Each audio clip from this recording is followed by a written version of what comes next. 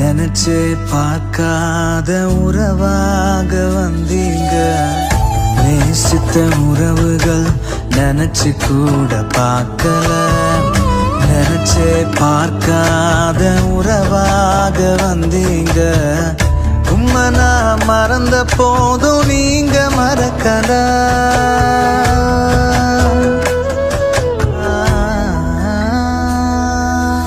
நீங்க இல்லாம நான் வாழ முடியுமா?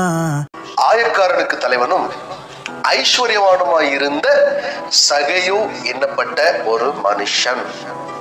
அந்த மனுஷனுக்கு இயேசுவை பார்ப்பதற்கு ஆசை. அவரை பார்க்கும்படி ஒரு காட்டு அத்திமரத்தில் ஏறினான். இப்போ இயேசு அந்த இடத்தில் வந்தபோது அண்ணாந்து பார்த்து சகையுவை கண்டு, சகையுவே, நீ சீக்கிரமாய் இறங்கி வா, இன்றைக்கு நான் உன் வீட்டிலே தங்க வேண்டும் என்றார்.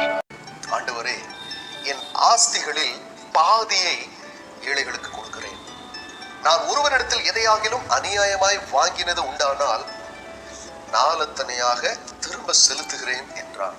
இயேசு சகையுவை நோக்கி, இன்றைக்கு இந்த வீட்டுக்கு ரட்சிப்பு வந்தது. இவனும் ஆபிரகாமுக்கு குமாரனாய் இருக்கிறானே. இழந்து போனதை தேடவும் ரட்சிக்கவுமே மனுஷகுமாரன் வந்திருக்கிறார் என்றார். மனிதன் காண முடியுமோ? கண்டே